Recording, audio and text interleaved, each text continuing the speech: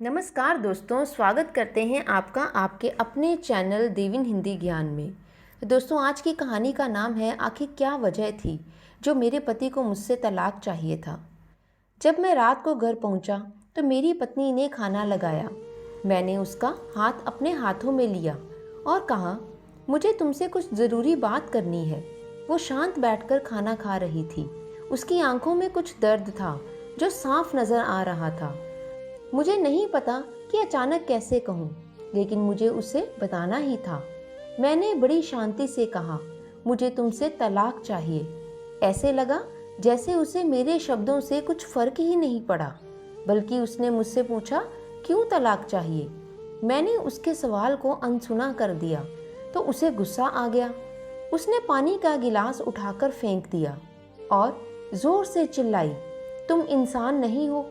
उस रात हमने एक दूसरे से बात नहीं की। वो रो रही थी।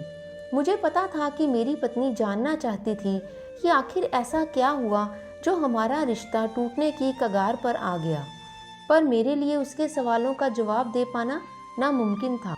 इसलिए मैंने उसकी बात को अनसुना कर दिया। मैं अब किसी और से प्यार करने लगा था। स्नेहा नाम है उसका। अब मुझे मेरी पत्नी से प्यार नहीं रहा। मैंने तलाक के पेपर तैयार कर लिए। उसमें लिखा था कि वह पूरा घर और कंपनी की 50% शेयर ले सकती है और इस तलाक के बदले में मुझे तलाक दे दे दो। लेकिन उसने उन पेपर्स को देखा और उसके 2 टुकड़े कर दिए। वो औरत जिसने मेरे साथ जीवन के 12 साल बिताए थे, वो आज मेरे लिए अनजान हो चुकी थी। मगर मैं क्या करूं? जो हो गया उसे मैं बदल नहीं सकता था, क्योंकि मैं स्नेहा से अपनी पत्नी से भी ज्यादा प्यार करने लगा था। आखिरकार उसके सब्र का बांध टूट गया और वो फूट फूट कर मेरे सामने रोने लगी। मेरे लिए उसका रोना एक तरह से उसकी रिहाई की तरह था। तलाक की ये बात जो कई दिनों से मुझे परेशान कर रही थी, अब वो बिल्कुल साफ हो चुकी थी। अगले दिन मैं घर काफ़ी लेट आया। मैंने देखा कि वो सोफे पर बैठकर कुछ लिख रही थी। मैंने रात का खाना नहीं खाया था और सीधे ऊपर जाकर अपने कमरे में सो गया, क्योंकि पूरा दिन स्नेहा के साथ रहने और कई जगह घूमने के बाद मैं बहुत थक गया था। वो शायद रात को उसी सोफे पर लिखते लिखते सो गई थी। फिर सुबह उठने के बाद उसने मुझे तलाक देने की शर्तें बताई। वो मुझसे कुछ भी लेना नहीं चाहती थी। उसे सिर्फ तलाक से पहले 1 महीने का समय चाहिए था। उसने मुझसे कहा कि इस 1 महीने में हम दोनों वही पुराने वाला जीवन जिएंगे जितना संभव हो सके, क्योंकि आने वाले महीने में हमारी बेटी की परीक्षा है। वह नहीं चाहती कि हमारे टूटे रिश्ते का प्रभाव हमारी बेटी की पढ़ाई पर पड़े। मुझे भी उसकी यह बात ठीक लगी, मगर वो कुछ और भी चाहती थी। वह चाहती थी कि जैसे शादी के दिन मैं उसे उठाकर अपने कमरे तक ले गया था, उसी तरह हर रोज़ 1 महीने तक मैं उसे अपने कमरे में उठाकर मुख्य द्वार तक ले जाऊं। मुझे लगा यह पागलपन है, मगर इन आखिरी दिनों को थोड़ा अच्छा बनाने के लिए मैंने उसकी यह शर्त स्वीकार कर ली। मैंने स्नेहा को अपनी पत्नी की सारी शर्तें बताई। वो खूब हंसने लगी। उसे लगा मेरी पत्नी कितने भी तरीके अपना ले, तलाक तो होकर ही रहेगा। मेरी पत्नी और मैं इस दौरान किसी से भी नहीं मिले थे, लेकिन उस दिन जब मैं उसे पहली बार अपने कमरे से उठाकर गेट तक लेकर गया, तो हम दोनों काफ़ी अजीब महसूस कर रहे थे। पीछे से हमारी बेटी भी बहुत ही ज़्यादा खुश हो रही थी। अगले दिन यह काम थोड़ा सा आसान हो गया। वह मेरे सीने से लगी थी और मैं उसकी खुशबू महसूस कर रहा था। ऐसा लगा जैसे कई दिनों बाद मुझे यह खुशबू मिल रही थी, या फिर कई दिनों से मैंने उसके होने को महसूस ही नहीं किया था। अब कुछ अलग सा लग रहा था। तीसरे दिन जब मैंने उसे उठाया तो वो पुरानी यादें लौटने लगी थी। चौथे और 5वें दिन वो पुराना प्यार फिर से जागने लगा था। मैंने स्नेहा को इस बारे में कुछ नहीं बताया था। अब उसे उठाना और आसान हो गया था। पता नहीं क्या हो रहा था, शायद हर रोज़ यह सब करने में मुझे भी अच्छा लग रहा था। एक दिन वह अपनी पसंद की सूट निकाल रही थी, लेकिन कुछ खास नहीं ढूंढ पा रही थी। उसने सांस भरते हुए मुझसे कहा कि मेरे सारे कपड़े बड़े पड़ने लगे हैं।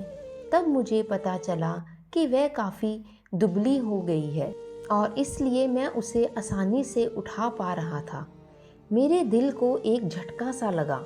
उसने अपने दिल में काफ़ी सारा दर्द छुपा रखा था। अचानक हमारी बेटी आई और बोली कि पापा, ये तो मम्मा को उठाकर बाहर ले जाने का समय हो गया है। उसके लिए अपने पापा के द्वारा मम्मा को इस तरह उठाकर ले जाना, ये देखना जीवन का महत्वपूर्ण हिस्सा बन गया था। मेरी पत्नी ने हमारे बच्चे को बुलाया और ज़ोर से उसे गले लगा लिया। मैंने अपना चेहरा दूसरी तरफ कर लिया।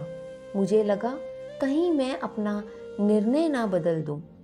मैंने अपनी पत्नी को रोज़ की तरह उठाया और अपने कमरे से हॉल तक लेकर गया। उसने प्यार से अपने दोनों हाथ मेरी गर्दन के पास रख दिए।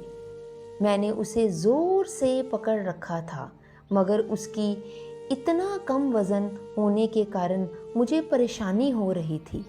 महीने के आखिरी दिन जब मैंने उसे उठाया तो मेरे लिए एक कदम भी चल पाना मुश्किल हो रहा था।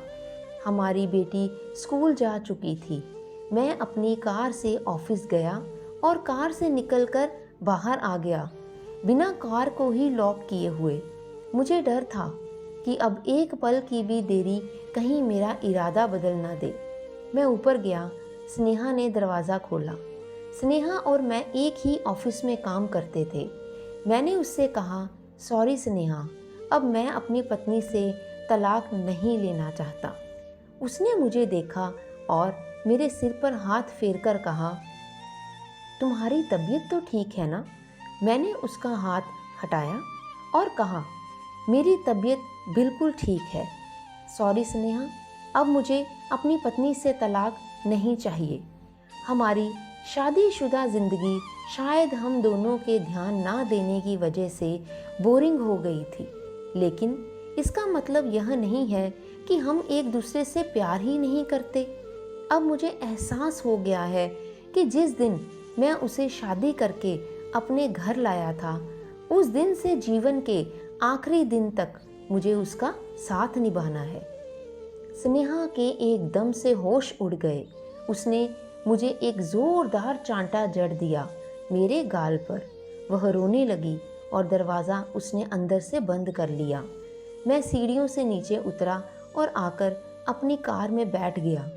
आगे एक फूल वाले की दुकान पर रुका और अपनी प्यारी पत्नी के लिए एक सुंदर सा गुलदस्ता खरीद लिया। दुकानदार ने पूछा कि इस पर क्या लिखना है।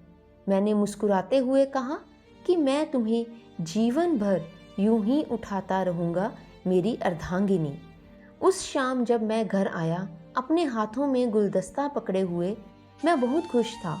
मैं अपनी पत्नी से मिलने के लिए ऊपर अपने कमरे की तरफ भागकर गया, लेकिन तब तक वह मुझे छोड़कर इस दुनिया से जा चुकी थी, हमेशा के लिए। वो कई महीनों से एक गंभीर बीमारी से लड़ रही थी, लेकिन मैं स्नेहा के साथ इतना खोया हुआ था कि कभी ध्यान ही नहीं दे पाया कि मेरी पत्नी को एक गंभीर बीमारी है। उसे पता था कि वह मुझे जल्दी ही छोड़कर जाने वाली है, इसलिए वह मुझे और मेरी बेटी के रिश्ते को टूटने से बचाना चाहती थी और मैं नीच उससे तलाक लेना चाहता था। लेकिन फिर भी उसने मुझे अपने बच्चे की नज़रों में एक अच्छा पति और पिता बना दिया। तो दोस्तों, जीवन की छोटी छोटी बातें रिश्तों में बहुत ही महत्व रखती हैं। बड़ा घर, बड़ी कार और बैंक बैलेंस ये खुशियों का हिस्सा ज़रूर बन जाते हैं, लेकिन अपनों के बिना इनकी कोई भी कीमत नहीं है। तो दोस्तों, इन रिश्तों को संभाल कर रखिए और इनको जीवन में गहरे संबंधों में जोड़कर रखिए। धन्यवाद।